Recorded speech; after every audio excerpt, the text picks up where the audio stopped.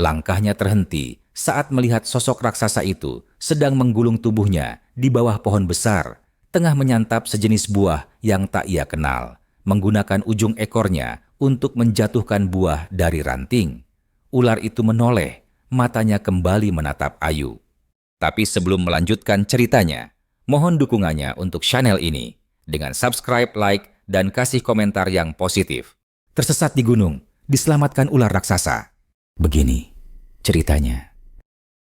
Ayu menarik napas panjang saat jejak sepatunya menekan tanah basah di jalur pendakian Gunung Salaka. Hutan lebat yang menutupi gunung itu menyimpan ketenangan yang membuat hatinya nyaman. Ini adalah pendakian solonya yang keempat, namun yang pertama kali tanpa teman, tanpa sinyal, dan tanpa keraguan. Pagi itu cerah, burung-burung masih bernyanyi, dan kabut tipis yang menggantung di antara pepohonan justru memberi nuansa magis pada jalur yang sunyi.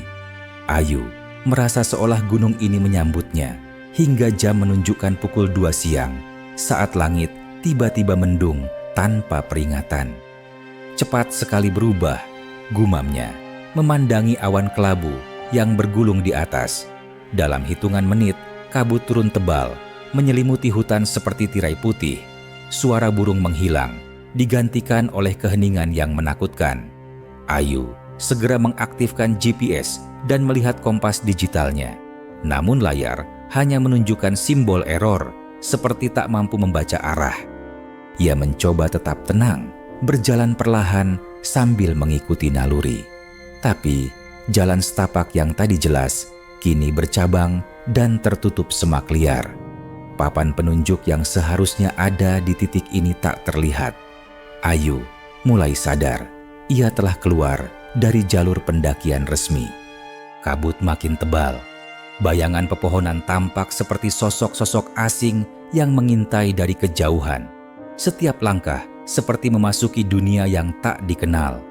Ayu menyeka keringat yang bercampur dengan gerimis, lalu mencoba menghubungi sinyal darurat. Tidak ada layanan. "Tenang Ayu, kamu pernah mengatasi yang lebih sulit dari ini," katanya menghibur diri. Tiba-tiba terdengar suara ranting patah dari arah kiri. Krak! Ayu berhenti. Nafasnya tertahan. Ia menoleh cepat, tak ada siapa-siapa. Tapi perasaan diikuti itu nyata. Langkahnya dipercepat, tapi suara itu terus mengikuti. Seperti sesuatu yang berat merayap di tanah berlumut. Panik, Ayu berlari, menerobos semak belukar. Namun kakinya terpeleset di tanah licin, dan ia jatuh ke dalam jurang dangkal, sekitar 2 meter dalamnya. Ia terhantam akar pohon dan terkapar.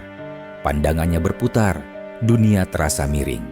Dalam setengah sadar, ia melihat kabut di atasnya terbuka perlahan, digantikan oleh sepasang mata besar, kuning bercahaya, mengintip dari balik semak. Tubuh itu muncul perlahan. Sesuatu yang besar, panjang, dan bersisik menggelinding turun mendekatinya. Ular, tapi bukan ular biasa. Ini jauh lebih besar dari tubuh manusia. Sisiknya hitam mengilat, berkilau di bawah cahaya redup senja. Ayu ingin berteriak, tapi suaranya tercekat. Tubuhnya kaku, matanya tak bisa berpaling. Sang ular mendekat, lalu berhenti. Lidahnya menjulur cepat, mengendus udara, namun tidak menyerang. Sebaliknya, hewan itu perlahan memutar tubuhnya, seperti membentuk perlindungan di sekitar Ayu. Dan yang paling mengejutkan, ia menundukkan kepalanya, seolah sedang menyapa. Sebelum Ayu benar-benar kehilangan kesadaran karena kelelahan dan syok, ia sempat berbisik lirih, "Apa? Kamu melindungiku?" Lalu gelap, menelan semuanya. Ayu terbangun perlahan, kepalanya berat dan tubuhnya terasa pegal seperti habis dihantam batu. Udara di sekitarnya dingin tapi terasa lembab dan harum. Ia membuka mata, mendapati dirinya terbaring di atas tumpukan dedaunan kering yang rapi seperti alas tidur. Cahaya redup dari celah-celah batu menyoroti gua kecil tempat ia berada. Langit-langit gua penuh akar gantung dan tetesan air.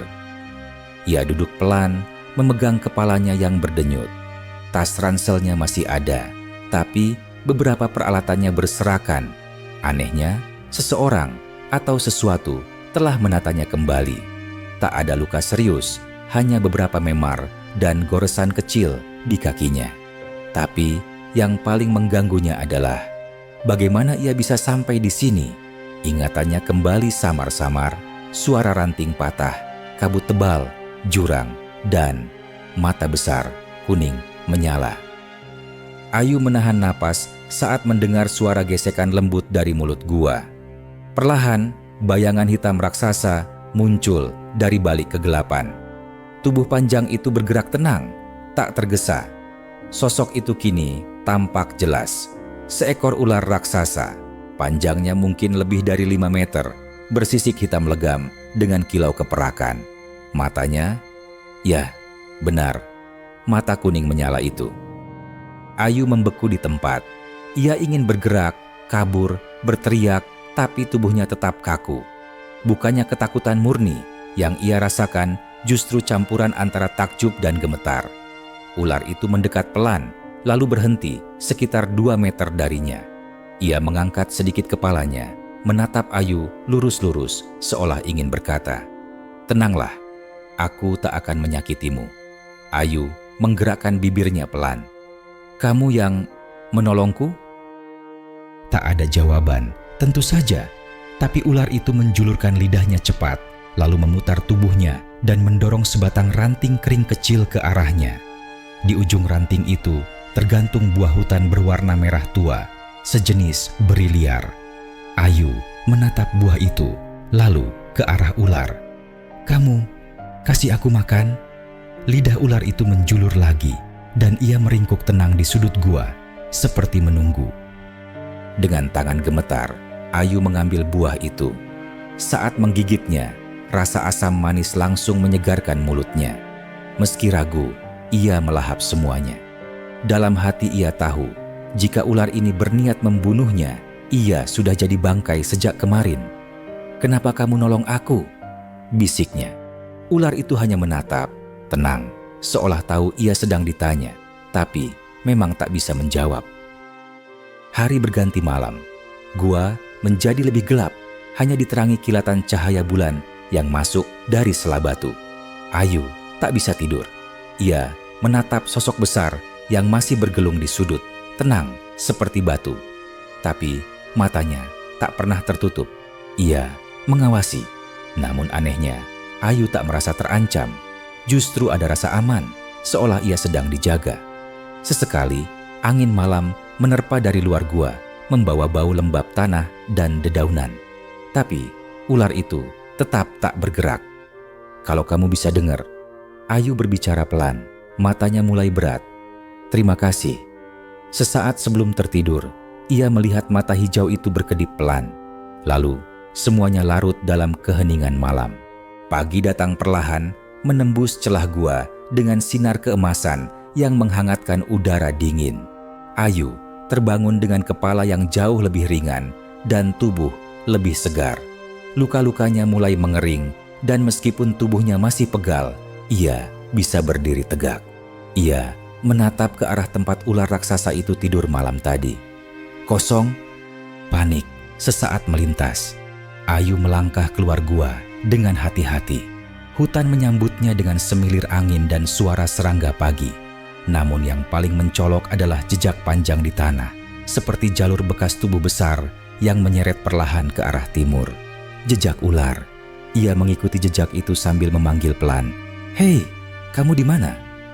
Langkahnya terhenti saat melihat sosok raksasa itu sedang menggulung tubuhnya di bawah pohon besar, tengah menyantap sejenis buah yang tak ia kenal, menggunakan ujung ekornya untuk menjatuhkan buah dari ranting. Ular itu menoleh, matanya kembali menatap Ayu. Ia mendekat perlahan. "Boleh aku duduk di sini?" Tak ada reaksi agresif, hanya kelopak mata yang mengatup perlahan, seperti persetujuan. Ayu duduk, mengambil batu kecil dan mulai menggambar di tanah. Ia menggambar wajah bulat tersenyum, mewakili dirinya. Lalu, di sebelahnya, ia menggambar bentuk panjang berlekuk yang mewakili ular. Di antara keduanya, ia menggambar garis yang menghubungkan. Ular itu merayap pelan mendekat, matanya mengikuti gambar-gambar itu. Lalu, dengan ujung ekornya, ia menambah gambar. 2 titik kecil di atas gambar ular, menyerupai mata. Ayu ternganga. "Kamu ngerti?" Lidah ular menjulur cepat. Ayu tertawa tak percaya. "Oke, ini gila, tapi kamu ngerti. Aku bakal panggil kamu Jatmara. Nama itu bagus, kan? Artinya, penjaga hidup." Ular itu, Jatmara, kini punya nama, menegakkan sebagian tubuhnya, seolah menyambut pemberian nama itu. Hari-hari berikutnya berubah menjadi hubungan yang aneh, namun akrab. Jatmara seakan tahu kapan Ayu lapar, haus, atau lelah.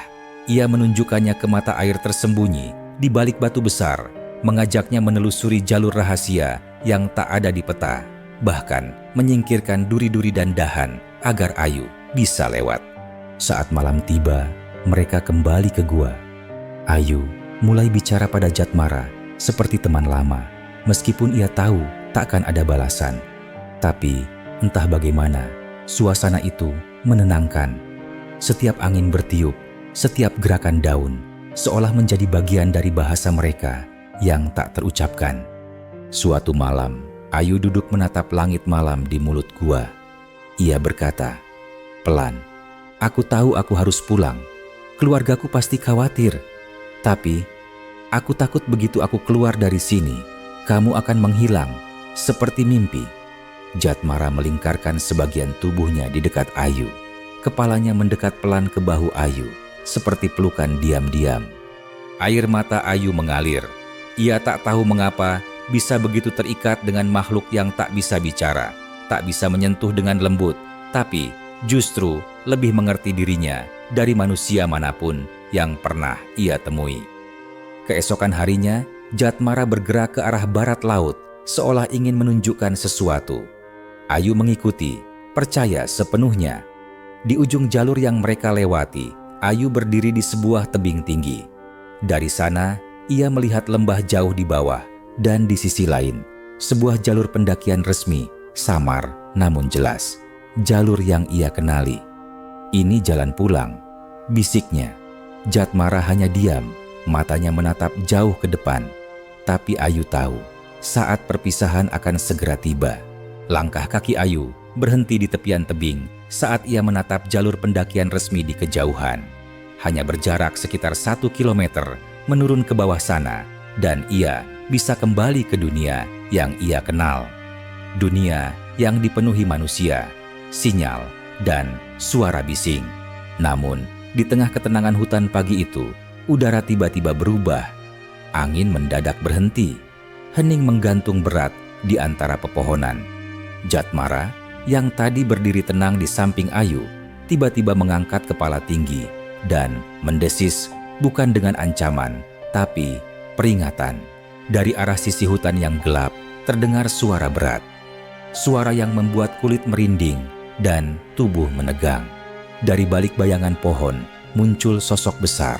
Seekor harimau, tapi bukan harimau biasa. Matanya menyala merah darah, bulunya gelap legam seperti malam, dan cakarnya besar seperti batu tajam. Langkahnya ringan namun mantap, seperti tak mengenal rasa takut. Ayu mundur perlahan, tubuhnya gemetar. Apa itu? Harimau? Jatmara berdiri penuh, tubuhnya melingkar siap menyerang. Ia mendesis keras, tubuhnya tegak dan menegangkan otot-otot panjangnya. Harimau itu mengaum keras, suara yang mengguncang pepohonan di sekeliling mereka. Ini bukan binatang biasa. Ayu bisa merasakannya. Aura dari makhluk itu membuat tanah di bawahnya terasa dingin, seperti mencengkeram kaki. Jatmara melesat ke depan, tubuhnya seperti cambuk raksasa. Harimau menyambut dengan cakaran maut, dan 2 makhluk penjaga hutan saling bertabrakan. Suara desis dan raungan menggema di seluruh lembah, membuat burung-burung beterbangan dan ranting-ranting patah. Ayu hanya bisa menyaksikan dengan ngeri saat 2 kekuatan alam bertempur. Tanah berguncang, bebatuan berjatuhan, dan udara terasa sesak.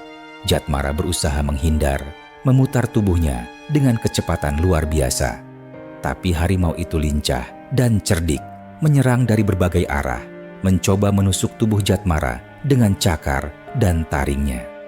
Dalam sekejap, Ayu melihat darah menetes dari sisik Jatmara. Luka di tubuhnya terbuka. Ular itu merintih pelan, namun tetap bertahan, tak mundur selangkah pun. "Hentikan!" Ayu berteriak putus asa. Tak tahu harus berbuat apa, ia mengingat sesuatu, korek api di sakunya. Dengan cepat, ia mengumpulkan ranting dan daun kering, menyalakan api kecil di tengah jalur. Asap mengepul ke udara. Harimau itu terganggu sejenak, mengalihkan perhatian pada Ayu. Matanya menatap tajam padanya, mata yang bukan hanya buas, tapi juga sadar. Ada sesuatu yang lebih dari binatang biasa di dalamnya. Roh tua, penjaga alam. Dalam satu gerakan, harimau melompat ke arah Ayu. Dengan seluruh kekuatan yang tersisa, ular raksasa itu membelit tubuh harimau dan menghantamkannya ke tanah. Guncangan besar membuat Ayu terjatuh. Harimau meraung keras, berusaha lepas, namun akhirnya melompat mundur dan melarikan diri, luka dan lelah. Dalam detik berikutnya, suara langkahnya menghilang ke dalam hutan.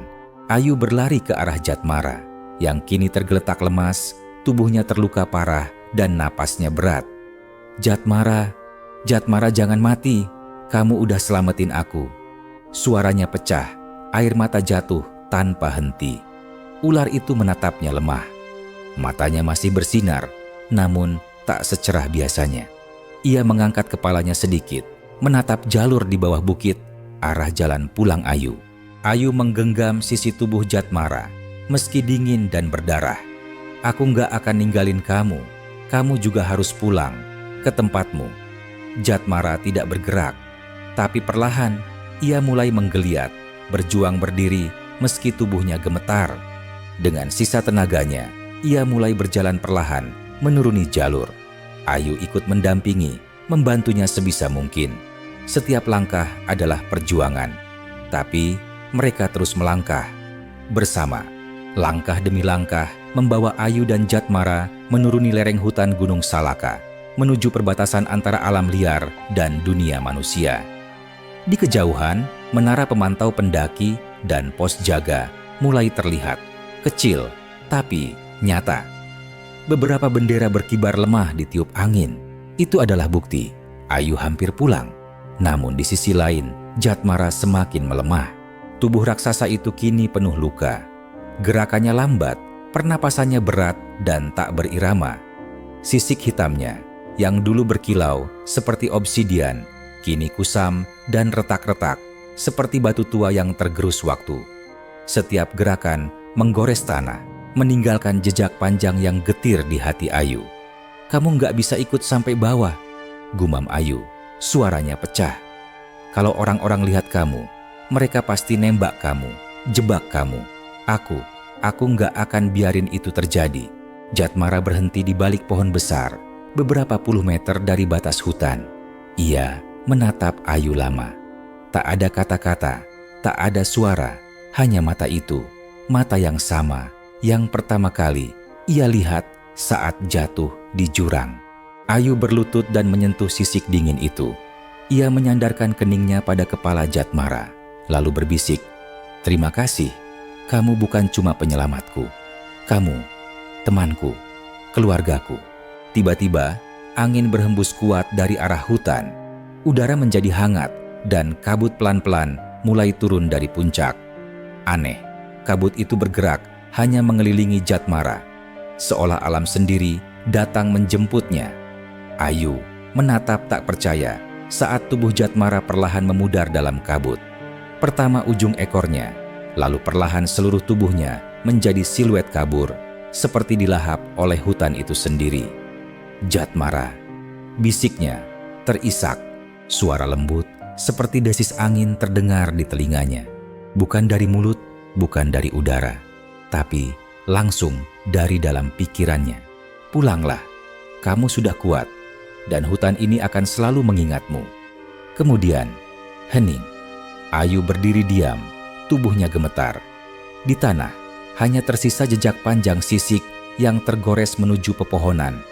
Tapi bahkan itu pun perlahan tertutup dedaunan yang jatuh, seperti sedang dihapus oleh waktu. Ia menatap hutan satu kali lagi, lalu berjalan ke arah pos pendakian. 2 hari kemudian, Ayu sudah di rumah. Ia disambut isak tangis keluarga, pelukan, dan berita di mana-mana. Pendaki hilang ditemukan selamat di Gunung Salaka. Semua bertanya, bagaimana ia bertahan, di mana ia menginap, siapa yang menolongnya. Ayu hanya tersenyum kecil dan menjawab, "Aku dibantu penjaga hutan." Tak seorang pun tahu arti sesungguhnya dari kata-katanya, kecuali Ayu.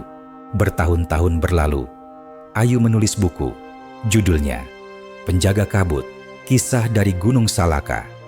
Orang-orang menyangka itu fiksi, tapi Ayu tahu, lebih dari siapapun, di hutan, di balik kabut, ada yang menjaga. Kadang, saat mendaki kembali ke Gunung Salaka, ia berhenti di tebing tempat mereka bertarung.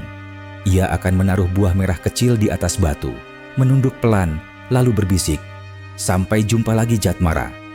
Dan ketika angin bertiup dari balik semak, ia bisa merasakan, meski hanya sekejap, sepasang mata kuning menyala, mengawasi dari jauh. Sampai jumpa di cerita selanjutnya, dan terima kasih sudah menonton kisah ini sampai selesai.